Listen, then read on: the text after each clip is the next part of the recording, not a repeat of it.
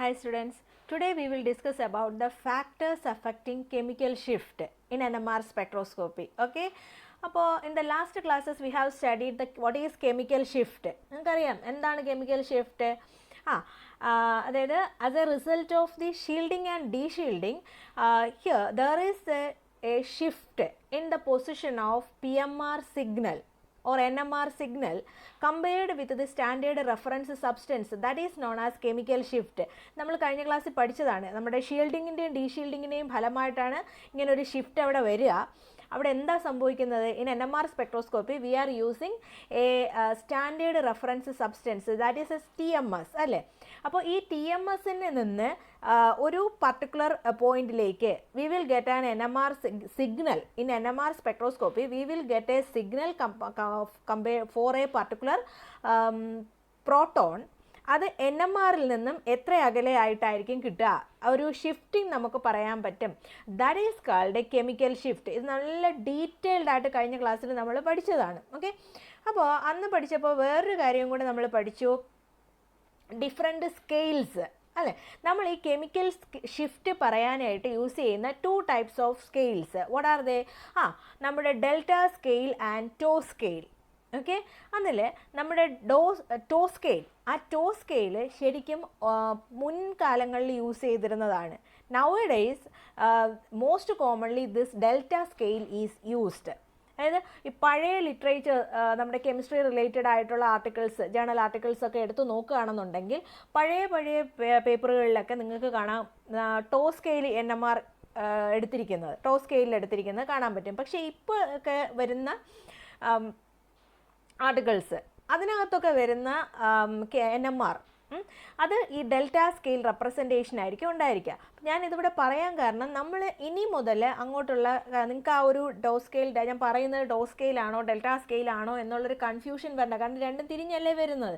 ആ ഒരു കൺഫ്യൂഷൻ ഉണ്ടാവണ്ട. ഞാൻ ഇനി പറയാൻ പോകുന്ന എല്ലാ കാര്യങ്ങളും ഈ ഡെൽറ്റ സ്കെയിലിനെ റിലേറ്റ് ചെയ്തിട്ടായിരിക്കും പറയുന്നത്. ഓക്കെ, അപ്പോൾ അതുകൊണ്ടാണ് ഞാനിതിവിടെ പറയുന്നത്. അപ്പം ഈ ഡെൽറ്റ സ്കെയിൽ എന്താ, നമ്മൾ ജസ്റ്റ് ഒന്ന് റിവൈസ് ചെയ്യാം. ഡെൽറ്റ സ്കെയിൽ എങ്ങനെയാണ് വരുന്നത്? From right to left chemical shift value increases. And here ഏറ്റവും റൈറ്റ് സൈഡിൽ നമ്മുടെ ഡെൽറ്റ വാല്യൂ എന്ന് പറയുന്നത് എത്രയായിരിക്കും? 0 ആയിരിക്കും. അപ്പോൾ റേഞ്ച് എന്ന് പറയുന്നത് 0 to 10. അപ്പോൾ റൈറ്റ് സൈഡ്, ഏറ്റവും right side, that is in the RHS of the NMR spectrum or the delta scale, RHS of the delta scale, that is there the chemical shift value is low and its frequency also low, and that region is known as upfield region, and in that region or in the 0 we will get the signal corresponding to TMS. ആ low frequency റീജിയണിൽ, അപ്ഫീൽഡ് റീജിയണിൽ ഏറ്റവും right hand സൈഡിലായിട്ടായിരിക്കും നമുക്ക് എന്തിൻ്റെ signal കിട്ടുക? നമ്മുടെ reference standard ആയിട്ടുള്ള TMSൻ്റെ signal കിട്ടുക. ഇത് നമ്മുടെ ഇൻ ഡെൽറ്റ സ്കെയിൽ. ഓക്കെ, ഇനി ഈ ഡെൽറ്റ സ്കെയിലിൻ്റെ ലെഫ്റ്റ് ഹാൻഡ് സൈഡ്, അല്ലെങ്കിൽ from right hand side to left hand side എന്ത് സംഭവിക്കുന്നു? ദ ഡെൽറ്റ വാല്യൂ ഇൻക്രീസസ്, അല്ലെങ്കിൽ chemical shift value increases. Okay, അവിടെ in the left hand side we can say that region is called a downfield region, and there the frequency value is high and there the chemical shift value also high. ഈ കാര്യങ്ങളെല്ലാം നിങ്ങളൊന്ന് ഓർത്ത് വെച്ചേക്കുക. കാരണം ഞാൻ ഇനി മുന്നോട്ട് പോകുമ്പം അവിടെ ഡൗൺഫീൽഡ് റീജിയൻ, അപ്ഫീൽഡ് റീജിയൻ ആണ് എന്നൊക്കെ പറയുള്ളൂ. അപ്പോൾ അത് സ്കെയിൽ എടുത്തിരിക്കുന്നത് ഡെൽറ്റ സ്കെയിലാണ്, തിരിഞ്ഞു പോവരുത്. ഓക്കെ, അപ്പം ഇതാണ് നമ്മുടെ സ്കെയിൽ. ഇനി നമുക്ക് എന്തൊക്കെ ഫാക്ടേഴ്സാണ് ഈ കെമിക്കൽ ഷിഫ്റ്റ് വരുമ്പോൾ അവിടെ കെമിക്കൽ ഷിഫ്റ്റിനെ അഫക്റ്റ് ചെയ്യുന്നത് എന്നുള്ളത് നമുക്ക് നോക്കാം. ഇവിടെ the chemical shift that is actually due to the different chemical environment. അവിടെ ഒരു ഷിഫ്റ്റ് വരാൻ കാരണം എന്താണ്? നമ്മുടെ കോമ്പൗണ്ടിനകത്തുള്ള ആ ഒരു different chemical environment. Because of that we will get this shift, this chemical shift. Okay, ആ chemical different types of chemical environment എന്തൊക്കെയാണ്? 4 different types of chemical environments. First one, electronegativity or electropositivity, then van der Waals shielding and hydrogen bonding and anisotropic effect. ഈ 4 factors ആണ് main ആയിട്ടും chemical ഷിഫ്റ്റിനെ affect ചെയ്യുന്നത് അല്ലെങ്കിൽ influence ചെയ്യുന്നത്. The factors which are influencing the chemical shift are electronegativity or electropositivity, van der Waals shielding, hydrogen bonding and anisotropic effect. ഇതിൽ കുറച്ച് കാര്യങ്ങൾ നമുക്കിന്ന് ഡിസ്കസ് ചെയ്യാം. ഓക്കെ, അതിൽ ഈ ഇലക്ട്രോനെഗറ്റിവിറ്റി ആൻഡ് ഇലക്ട്രോപോസിറ്റിവിറ്റി ഇതൊക്കെ നമ്മൾ പഠിച്ചതാണ്. എന്താണ്, നമ്മൾ ആദ്യത്തെ ക്ലാസ്സുകളിലൊക്കെ തന്നെ പറഞ്ഞതാണ്. എന്താ, ഇലക്ട്രോൺ വിഡ്രോയിങ് ഗ്രൂപ്പിനെയും ഇലക്ട്രോൺ ഡൊണേറ്റിംഗ് ഗ്രൂപ്പിനെയും കുറിച്ച്. അത് തന്നെയാണ് ഈ ഇലക്ട്രോനെഗറ്റിവിറ്റി ആൻഡ് ഇലക്ട്രോൺ പോസിറ്റിവിറ്റി കൊണ്ട് ഉദ്ദേശിക്കുന്നത്. ഇലക്ട്രോൺ വിഡ്രോയിങ് ഗ്രൂപ്പ് വന്നാൽ എന്ത് സംഭവിക്കും, ഇലക്ട്രോപോസിറ്റീവ് ഗ്രൂപ്പ് ഇലക്ട്രോൺ ഡൊണേറ്റിംഗ് ഗ്രൂപ്പ് വന്നാൽ എന്ത് സംഭവിക്കുമെന്നെല്ലാം നമ്മൾ പഠിച്ചില്ലേ, അതൊന്ന് ഓർത്തെടുക്കുക. ഓക്കെ, അപ്പോൾ നമുക്ക് ജസ്റ്റ് ഇവിടെയും ഒന്നുകൂടെ ഒന്ന് നോക്കാം. അപ്പോൾ electronegative or electropositivity. Okay, here the electronegative group or an electropositive group which are present nearer to the hydrogen that we are considering, they can influence the chemical shift. അതായത് നമ്മുടെ കോമ്പൗണ്ടിൽ എവിടെയെങ്കിലും വരുന്നു എന്നല്ല, നമ്മുടെ കോമ്പൗണ്ടിനകത്ത് നമ്മൾ കൺസിഡർ ചെയ്യാൻ പോകുന്ന പീക്ക് കൺസിഡർ ചെയ്യാൻ പോകുന്ന ഹൈഡ്രജനെ സമീപത്തായിട്ട് ആര് വരികയാണെന്നുണ്ടെങ്കിൽ ഒരു ഇലക്ട്രോ നെഗറ്റീവ് ഗ്രൂപ്പോ ഇലക്ട്രോ പോസിറ്റീവ് ഗ്രൂപ്പോ വരികയാണെന്നുണ്ടെങ്കിൽ that will influence the chemical shift. ആ കോമ്പൗണ്ടിൻ്റെ കെമിക്കൽ ഷിഫ്റ്റിനെ അത് ഇൻഫ്ലുവൻസ് ചെയ്യുന്നുണ്ട്. For example, you can see this compound here, CH3 C double bond O O CH3. ഇവിടെ ഞാനിപ്പം മെൻഷൻ ചെയ്തിട്ടുണ്ട്, പക്ഷേ നിങ്ങൾ തന്നെ ഒന്ന് ഇമാജിൻ ചെയ്ത് നോക്കിയേ, ഇവിടെ എത്ര ടൈപ്പ് പ്രോട്ടോണുകൾ ഉണ്ടായിരിക്കും. 2 CH3 ഗ്രൂപ്പ് ഉണ്ട്. ആ 2 CH3 ഗ്രൂപ്പിലുമായിട്ട് എത്ര ടൈപ്പ് പ്രോട്ടോണുകൾ ഉണ്ടായിരിക്കും? 2 different type of protons are present here. എന്തുകൊണ്ടാണ്? അത് രണ്ടും CH3 ആണ്, പക്ഷേ എന്തുകൊണ്ടാണ് അത് രണ്ടും 2 ടൈപ്പ് ആകാൻ കാരണം? Here in the case of A and B, അവിടെ ആ B എന്ന് പറഞ്ഞിരിക്കുന്നത് BCH3 ഗ്രൂപ്പ്. ആ BCH3 ഗ്രൂപ്പ് തൊട്ടിപ്പുറത്തായിട്ട് ഒരു ഓക്സിജൻ വന്നിട്ടില്ലേ? അതേസമയം ആദ്യത്തെ CH3യുടെയും C ഡബിൾ ബോണ്ടോയുടെയും ഇടയിലായിട്ട് ആരെങ്കിലും ഉണ്ടോ? ഓക്സിജൻ എന്തെങ്കിലും പ്രസൻ്റ് ആണോ? അപ്പോൾ രണ്ടും 2 എൻവയോൺമെൻറ്റ് വന്നില്ലേ? Because of these two protons are environment different ആണ്. therefore we will get 2 different NMR signals. നമുക്കറിയാം. ഓക്കെ, അപ്പോൾ നമ്മൾ നോക്കാൻ പോകുന്നത് ഇലക്ട്രോ നെഗറ്റിവിറ്റി ആണോ എന്നൊക്കെ ഉള്ള കാര്യങ്ങളല്ലേ. അപ്പോൾ നമുക്കിപ്പോൾ ഇവിടെ വന്നിരിക്കുന്ന ഓക്സിജൻ, ഓക്കെ, ആ oxygen that is an electronegative one. Oxygen ശരിക്കും ഇലക്ട്രോ നെഗറ്റീവ് ആയിട്ടുള്ള ഒരാളാണ്. ഓക്കെ, ആ ഇലക്ട്രോ നെഗറ്റീവ് ആയിട്ടുള്ള oxygen that is attached to the BCH3 group. Okay, ആ CH3 കാർബൺ എന്നൊക്കെ ഞാൻ പറഞ്ഞാൽ അവിടെ നിങ്ങൾ ഹൈഡ്രജനെയാണ്, അവിടുത്തെ പ്രോട്ടോണിനെയാണ് ഉദ്ദേശിച്ചിരിക്കുന്നത്. അപ്പോൾ ഞാൻ എപ്പോഴെങ്കിലും is attached to the carbon എന്ന് പറയുകയാണെങ്കിൽ അത് അവിടെ വരുന്ന പ്രോട്ടോണിനെ ഉദ്ദേശിച്ചിട്ടാണ് ഞാൻ പറയുന്നത്. ഓക്കെ, അപ്പോൾ ഇവിടെ നമ്മൾ ഓക്സിജൻ അതൊരു ഇലക്ട്രോ നെഗറ്റീവായിട്ട് ആളാണ്. അത് that electronegative group that will, ആ ഇലക്ട്രോനെഗറ്റീവ് ഗ്രൂപ്പിൻ്റെ പ്രത്യേകത എന്താണ്? ആ electronegative group will pull the electron cloud or electron density towards it. അത് ആ ഇലക്ട്രോ നെഗറ്റീവായിട്ടുള്ള ആളിൻ്റെ അടുത്തേക്ക് നമ്മുടെ ഇലക്ട്രോൺ ഡെൻസിറ്റിയെ വലിച്ചെടുക്കും. അത് അവിടെ നിന്ന് ഇങ്ങോട്ട് പിടിക്കും അല്ലേ, ടുവേർഡ്സ് ദ ഓക്സിജൻ ആറ്റം. ബിയിൽ നിന്നും ഓക്സിജൻ ആറ്റത്തിലേക്ക് ഇലക്ട്രോണുകളെ വലിച്ചെടുക്കും. Then what will happen? Then the electron density around the hydrogen decreases. ആ ബി ഹൈഡ്രജൻ്റെ ചുറ്റിലും ഉണ്ടായിരുന്ന ഇലക്ട്രോൺ ഡെൻസിറ്റി അവിടെ കുറയുന്നു. ഇലക്ട്രോൺ ഡെൻസിറ്റി കുറഞ്ഞു കഴിഞ്ഞാൽ what will happen? Then it will become de-shielded. B de-shielded ആയി കഴിഞ്ഞു. അപ്പോൾ എന്ത് സംഭവിച്ചു? Then the peak corresponding to B will be on the which side? ഡീഷീൽഡഡ് പ്രോട്ടോണുകളുടെ നമുക്കറിയാം, ഡീഷീൽഡഡ് പ്രോട്ടോണുകളുടെ സിഗ്നലുകൾ നമുക്ക് എവിടെ കിട്ടുക? In the left hand side of the NMR spectrum. We will get the peak corresponding to B. We will get in the left hand side of the NMR spectrum. ആ left hand side എന്താ? That is the down field region. ആ down field റീജിയനിലെ chemical shift value എങ്ങനെയാണ്? Chemical shift value is high. അപ്പോൾ നമ്മുടെ BCH3 പ്രോട്ടോണുകൾക്ക് peak കിട്ടുന്നത് left hand സൈഡിലായിരിക്കും. That region is called down field region and here the chemical shift value is high. Okay, അപ്പോൾ എയുടെ ഇടയിൽ ഇലക്ട്രോൺ നെഗറ്റീവ് ഒന്നും അല്ല, ഇലക്ട്രോൺ അത് ഡയറക്റ്റ് ആയിട്ട് അവിടെ അറ്റാച്ച് ചെയ്തിട്ടൊന്നുമില്ല. ഡയറക്റ്റ് അറ്റാച്ച്മെൻ്റ് ഒന്നും CH3 ഗ്രൂപ്പുമായിട്ട് വന്നിട്ടില്ല. അപ്പോൾ എന്തായാലും ആ ഒരു ഇലക്ട്രോ നെഗറ്റിവിറ്റിയുടെ ഇൻഫ്ലുവൻസ് അതിനെ ഒരിക്കലും ബാധിക്കില്ല. അത് കാരണം എന്ത് സംഭവിക്കും? ആ CH3 ഗ്രൂപ്പിൻ്റെ പീക്ക് നമുക്ക് എവിടെ ആയിരിക്കും കിട്ടുക? മറ്റേ സൈഡിൽ, റൈറ്റ് ഹാൻഡ് സൈഡിൽ. We will get the peak corresponding to A. ആ പ്രോട്ടോണിൻ്റെ പ്രോട്ടോണുകളുടെ പീക്ക് നമുക്ക് എവിടെ കിട്ടും? In the right hand side of the NMR spectrum. That region is upfield region. There chemical shift value is, അവിടെ കെമിക്കൽ ഷിഫ്റ്റ് അപ്ഫീൽഡ് റീജിയനിലെ chemical shift value എങ്ങനെയാണ്? There chemical shift value is low. Clear ആയില്ലേ? Okay. അപ്പോൾ ഇനി നമുക്ക് ഇതുമായിട്ട് relate ചെയ്തിട്ട് 1-2 എക്സാമ്പിൾസും കൂടെ നോക്കാം. ഓക്കെ. അപ്പം എന്താ CH3I, ഈ ഇലക്ട്രോ നെഗറ്റീവ് ആയിട്ടുള്ള കാര്യങ്ങൾ പറയാനാണ്. CH3I, CH3Br, CH3Cl, CH3F. In this table you can see that the delta value means the chemical shift value corresponding to each one. That is, for the first one the value is 2.16 ppm. എല്ലാത്തിൻ്റെയും value നമ്മൾ തന്നിരിക്കുന്നത് ppmലാണ്. Okay. Second one 2.65, third one 3.10 and 4.26 ppm. Okay. അപ്പോൾ നമുക്ക് ഇവിടെ ഇതിൽ നിന്ന് പറയാൻ പറ്റുന്ന എന്താണ്? In all the cases the CH3 group, that is the methyl group, is attached to halogen. എല്ലാം ഫ്ലൂറിൻ, ക്ലോറിൻ, ബ്രോമിൻ, അയഡിൻ എന്നൊക്കെ പറയുന്ന ആരാ? ഹാലജൻസ് ആണ്. അപ്പോൾ ഹാലജൻ്റെ ഒരു പ്രത്യേകത നമുക്ക് എല്ലാവർക്കും അറിയാവുന്ന കാര്യമാണ്. ഇൻ ദ ഹാലജൻസ് ആരാണ് മോർ ഇലക്ട്രോനെഗറ്റീവ് ആയിട്ടുള്ള ആൾ? Here fluorine is more electronegative.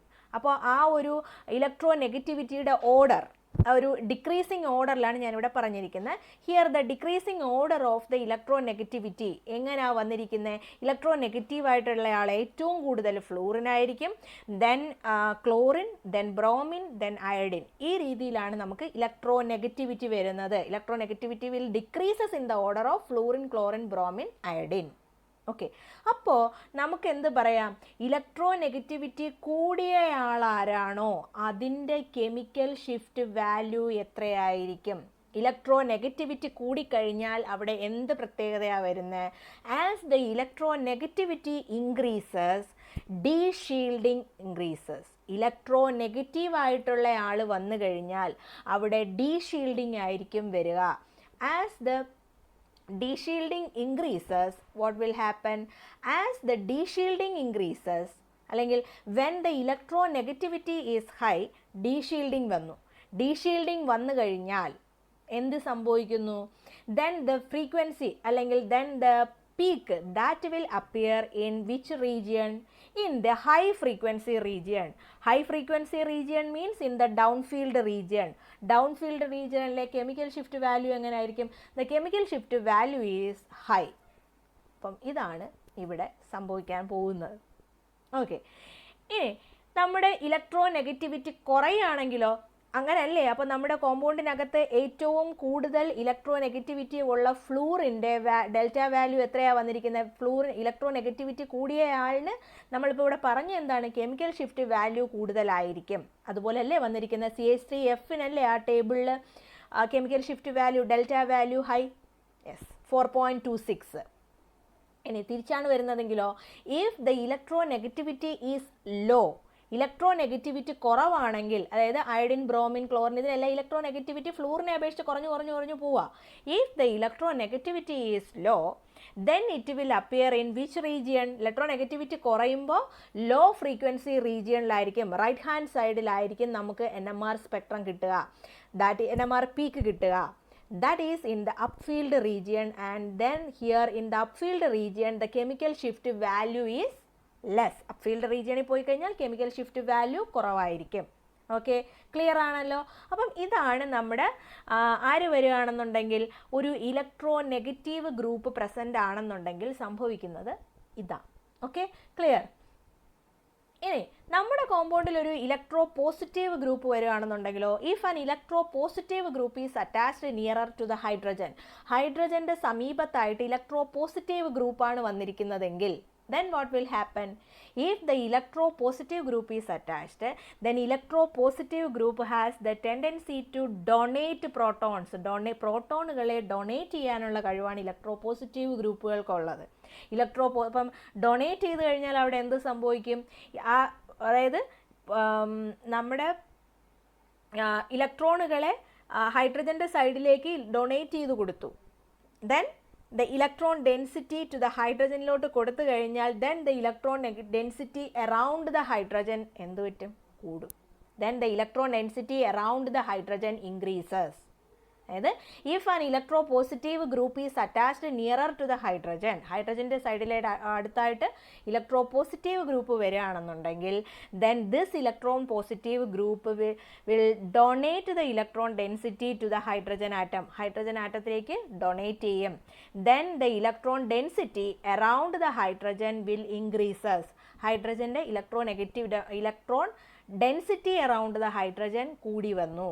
Electron density കൂടിക്കഴിഞ്ഞാലോ, as the electron density increases around the hydrogen increases, what will happen, electron density അവിടെ വന്നു കഴിഞ്ഞാൽ ഷീൽഡിങ് ഓൾസോ ഇൻക്രീസസ്. അപ്പോൾ ഷീൽഡിങ് വരുമ്പോൾ പിന്നെ ബാക്കി കാര്യം നമുക്ക് പറയാൻ അറിയാം.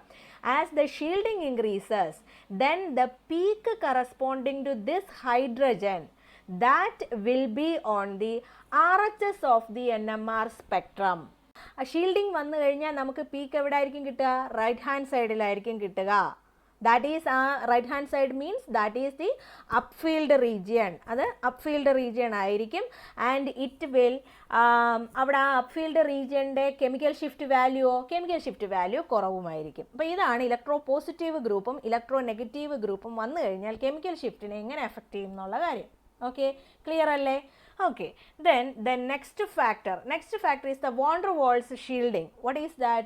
Van der Waals shielding veriga means here the hydrogen will be crowded. നമ്മൾ കൺസിഡർ ചെയ്യുന്ന ആ ഹൈഡ്രജൻ ക്രൗഡഡ് ആയിരിക്കും. That means crowded or it will be surrounded by certain bulkier group. ആ ഹൈഡ്രജൻ്റെ ചുറ്റുമായിട്ട് ആര് കാണും, സറൗണ്ട് ചെയ്തിട്ട് ബൾക്കി ഗ്രൂപ്പുകൾ പ്രസൻ്റ് ആയിരിക്കും. This bulky group, they have the electron cloud around it. ആ ബൾക്കി ഗ്രൂപ്പ് ചുമ്മാ അവിടെ നിൽക്കല്ല, ബൾക്കി ഗ്രൂപ്പിന് ചുറ്റുമായിട്ടും ഇലക്ട്രോൺ ക്ലൗഡും ഉണ്ട്. അപ്പോൾ ഈ ഇലക്ട്രോൺ ക്ലൗഡ് എന്ത് ചെയ്യും, this electron cloud will repel the electron density around the hydrogen. ഹൈഡ്രജൻ്റെ ഓൾറെഡി ഒരു ഇലക്ട്രോൺ ഡെൻസിറ്റി കാണുമല്ലോ, ദാറ്റ് വിൽ റിപ്പൽ. അങ്ങനെ റിപ്പൽഷൻ അവിടെ നടന്നു കഴിഞ്ഞാൽ then the electron density around the hydrogen decreases. അപ്പോൾ ഒരു bulky group, if the bulky group is present surrounded to this hydrogen, then what will happen, this bulky group have the electron cloud around it that will repel the electron density around the hydrogen. Therefore the electron density around the hydrogen will decreases. അവിടെ വന്നിരുന്ന ഹൈഡ്രജൻ്റെ ചുറ്റുമുണ്ടായിരുന്ന electron density കുറഞ്ഞു.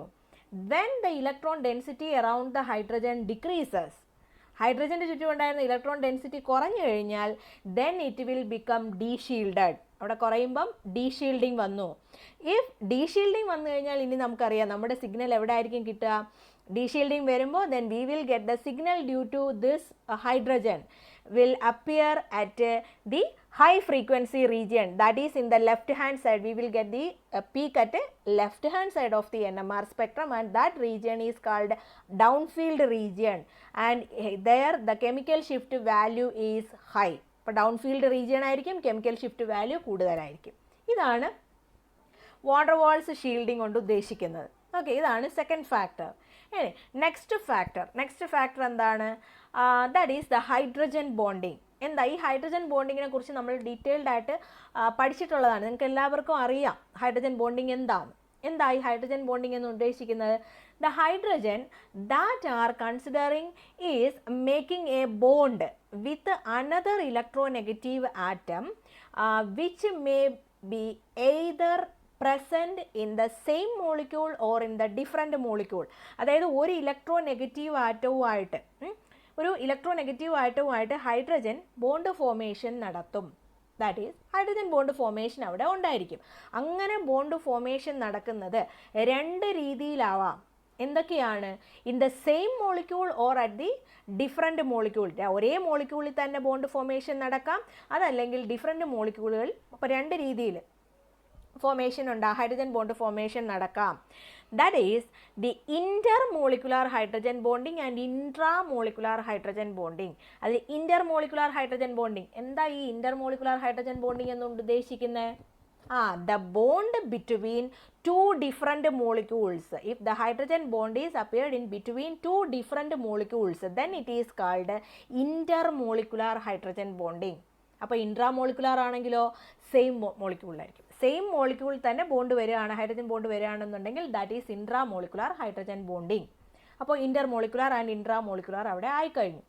Okay, അപ്പോൾ ഇങ്ങനെ വരുന്ന സമയത്ത് if the hydrogen is linked to an electronegative atom, ഞാൻ പറഞ്ഞു അവിടെ ഇലക്ട്രോനെഗറ്റീവ് ആറ്റവുമായിട്ടാണ് ആ ബോണ്ട് ഫോർമേഷൻ അവിടെ നടന്നിരിക്കുന്നത്, in the form of A hydrogen bond അല്ലേ. അതായത് ബോണ്ട് ഫോർമേഷൻ നടന്നു, അവിടെ ഒരു ഇലക്ട്രോനെഗറ്റീവ് ആറ്റവുമായിട്ടാണ് അവിടെ അറ്റാച്ച് ചെയ്തിരിക്കുന്നത്. ഇലക്ട്രോനെഗറ്റീവുമായിട്ട് അറ്റാച്ച് ചെയ്ത് കഴിഞ്ഞാൽ what will happen, D shielding will occur. അപ്പോൾ അവിടെ ആ ഹൈഡ്രജൻ ഡി ഷീൽഡഡ് ആയി കഴിഞ്ഞു. ഹൈഡ്രജൻ ഡി ഷീൽഡഡ് ആയി കഴിഞ്ഞാൽ പിന്നെ ഉള്ള കാര്യങ്ങൾ നമുക്ക് എക്സ്പ്ലെയിൻ ചെയ്യാം, ഒരു എക്സാമ്പിൾ വെച്ച് എക്സ്പ്ലെയിൻ ചെയ്യാം. ദിസ് കോമ്പൗണ്ട് ഹിയർ ഞാൻ അവിടെ ഹൈഡ്രജൻ ഒരു എ എന്ന് റെപ്രസെൻറ്റ് ചെയ്തിട്ടുണ്ട്. ഓക്കെ, കണ്ടല്ലോ ആ റൗണ്ട് ചെയ്തിട്ട്. Okay, here this a is attached to 2 oxygen atoms. 2 oxygen, അപ്പുറത്തൊരു ഓക്സിജൻ, അതായത് 2 ഡിഫറെൻറ്റ് മോളിക്യൂൾസിൻ്റെ ഓക്സിജൻ ആറ്റവുമായിട്ട് ഇതിനിടയിൽ ഒരു ഹൈഡ്രജൻ ബോണ്ടാണ് അവിടെ ഫോം ചെയ്തിരിക്കുന്നത്. അതായത് OH, 2 മോളിക്യൂൾസ്, ആ 2 മോളിക്യൂൾസിൻ്റെ ഒരു ഒന്നിനകത്ത് OH ഒരെണ്ണത്തിനകത്ത് O ആയിരുന്നു. അതിനിടയിലാണ് ആ ഹൈഡ്രജൻ ബോണ്ട് ഫോർമേഷൻ അവിടെ വന്നത്. അതായത് അപ്പം നമുക്ക് here you can see that this hydrogen is attached to 2 electronegative groups. ആരാ? 2 ഓക്സിജനുമായിട്ട് അറ്റാച്ച് ചെയ്തിരിക്കുകയല്ലേ, ഇവിടെ ഒരു ഓക്സിജൻ, ഇപ്പുറത്തൊരു ഓക്സിജൻ. ആ 2 ഓക്സിജൻ്റെയും ഇടയിലായിട്ടാണ് ഹൈഡ്രജൻ ബോണ്ട് ഫോർമേഷൻ നടന്നിരിക്കുന്നത്. We know that this hydrogen has which property? Electronegative property. Hydrogen ഒരു ഇലക്ട്രോനെഗറ്റീവ് ഗ്രൂപ്പാണെന്ന് നമ്മൾ പഠിച്ചു വെച്ചിട്ടുണ്ട്. അപ്പോൾ ഇവിടെ എന്താ സംഭവിച്ചിരിക്കുന്നത്? ഒരു ഹൈഡ്രജൻ അപ്പുറവും ഇപ്പുറവും ഉള്ള 2 ഇലക്ട്രോനെഗറ്റീവ് ആൾക്കാരുമായിട്ടാണ് അറ്റാച്ച് ചെയ്തിരിക്കുന്നത്.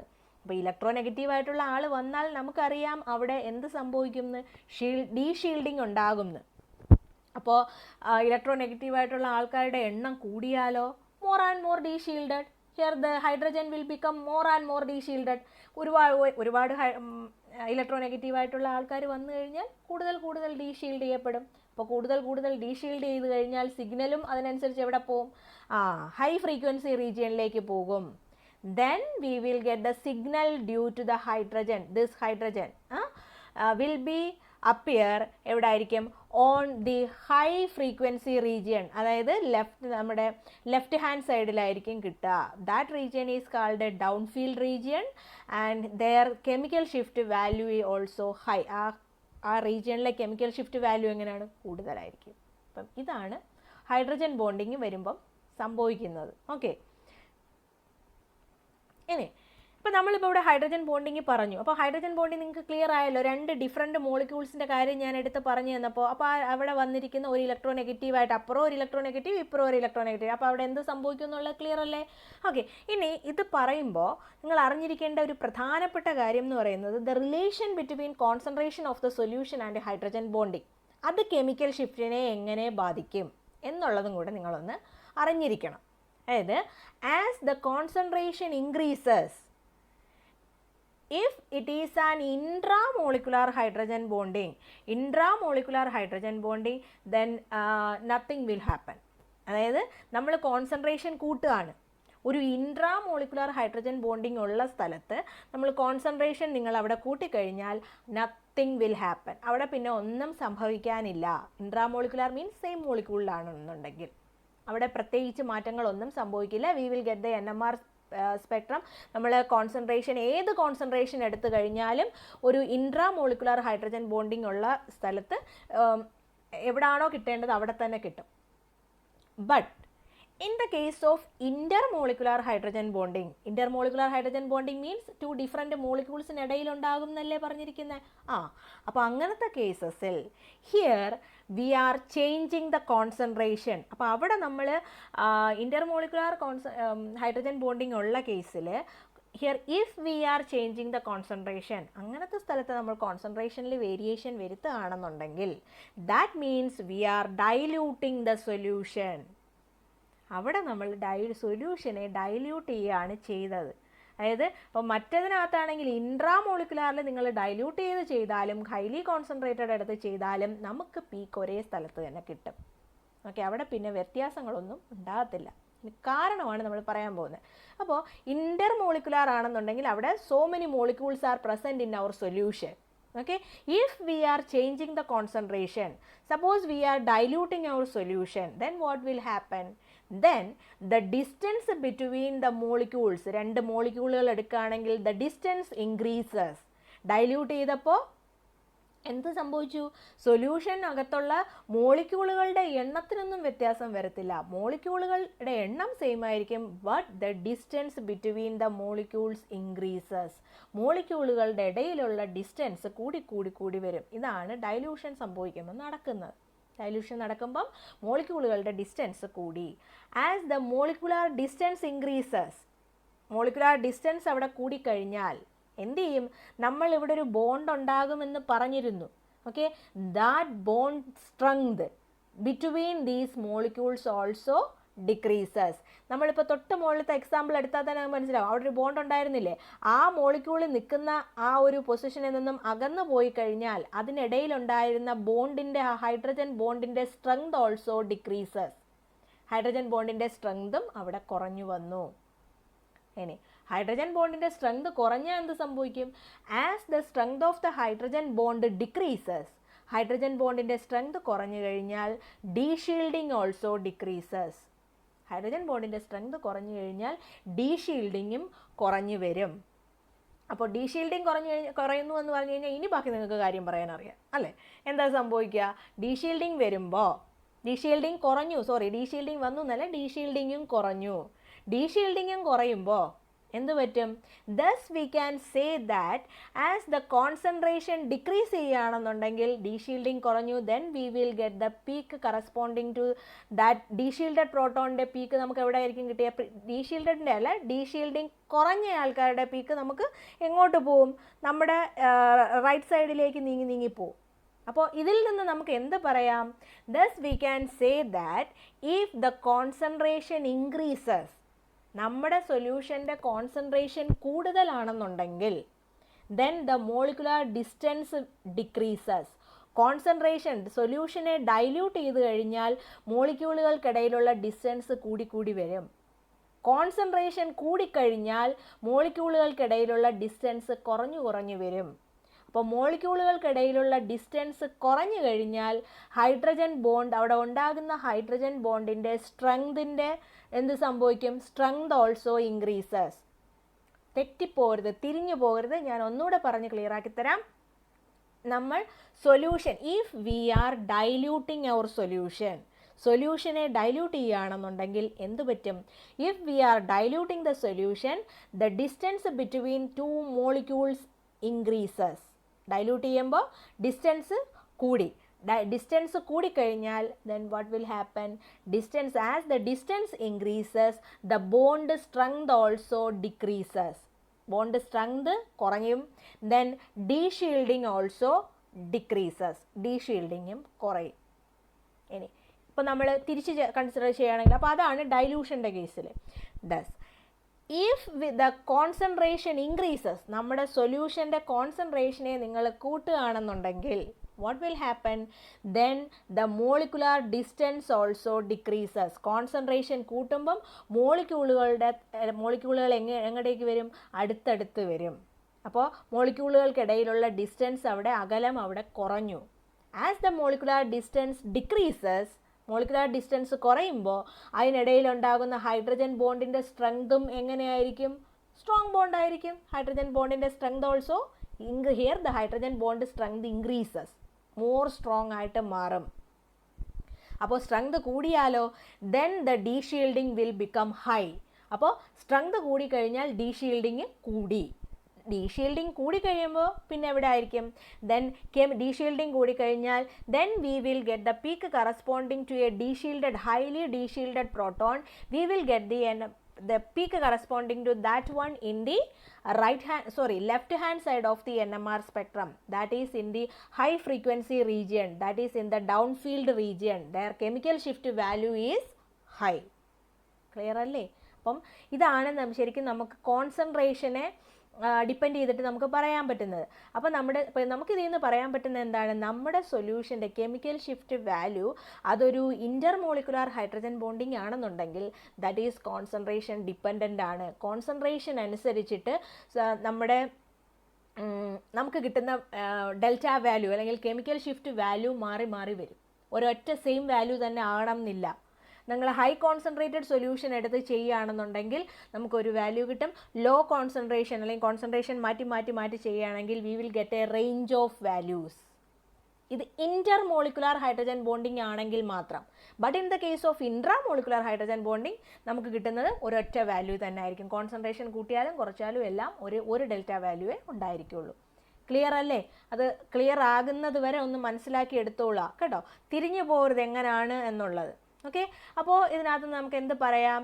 That is in the case of Inter molecular hydrogen bonding the position of NMR signal is concentration dependent and that its chemical shift value also concentration dependent. അപ്പോൾ നമ്മൾ ഈ പറഞ്ഞ കാര്യങ്ങളിൽ നിന്ന് thus we can say that in the case of intermolecular hydrogen bonding, intermolecular means രണ്ട് മോളിക്യൂളുകൾക്കിടയിൽ വരുന്ന bond, there the position of NMR signal is concentration dependent and its chemical shift value also concentration dependent. chemical shift value concentration dependent ആണ്.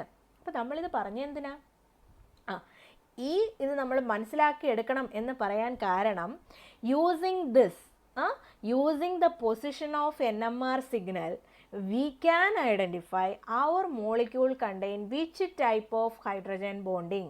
അപ്പോൾ നമ്മൾക്ക് ഇത് മനസ്സിലായി കഴിഞ്ഞാൽ നമ്മുടെ കോമ്പൗണ്ടിനകത്തെ നമുക്ക് കിട്ടിയ NMR സ്പെക്ട്രത്തിൻ്റെ പീക്കിൻ്റെ പൊസിഷനിൽ നിന്ന് we can identify our molecule contains which type of hydrogen bonding. intermolecular hydrogen bonding ആണോ intramolecular hydrogen bonding ആണോ നമ്മുടെ കോമ്പൗണ്ടിനകത്ത് പ്രസൻ്റ് ആയിരിക്കുന്നത് എന്നുള്ളത് ഈ ഒരൊറ്റ കൺസെപ്റ്റ് അല്ലെങ്കിൽ ഈ ഒരു ഫാക്ടർ, കെമിക്കൽ ഷിഫ്റ്റിനെ അഫക്റ്റ് ചെയ്യുന്ന ഈ ഒരു ഫാക്ടറിൽ നിന്ന് നമ്മുടെ പൊസിഷൻ, NMRനകത്ത് കിട്ടിയിരിക്കുന്ന പൊസിഷൻ വെച്ച് നമുക്ക് മനസ്സിലാക്കാൻ പറ്റും. Thus, using the position of NMR signal, we can identify our molecule contain which type of hydrogen bonding. Okay, clear ആണല്ലോ? അപ്പോൾ നമ്മൾ ഇന്ന് 3 ഫാക്ടേഴ്സ് പഠിച്ചു. ഏതൊക്കെയാണ്? ഇലക്ട്രോനെഗറ്റിവിറ്റി ആൻഡ് ഇലക്ട്രോപോസിറ്റിവിറ്റി, അതുപോലെ വാൾസ് ഫോഴ്സ്, അതുപോലെ Waals shielding, then hydrogen bonding, intermolecular and intramolecular hydrogen bonding വന്നാൽ എങ്ങനെയാണ് എന്നൊക്കെയുള്ള കാര്യങ്ങൾ, കെമിക്കൽ ഷിഫ്റ്റിനെ അഫക്റ്റ് ചെയ്യുന്ന 3 ഫാക്ടേഴ്സ് പഠിച്ചു. ദെൻ ഒരു ഫാക്ടറും കൂടെ ഉണ്ട്, that is an anisotropic effect. Okay, anisotropic effect we will discuss on next class. Okay, thank you.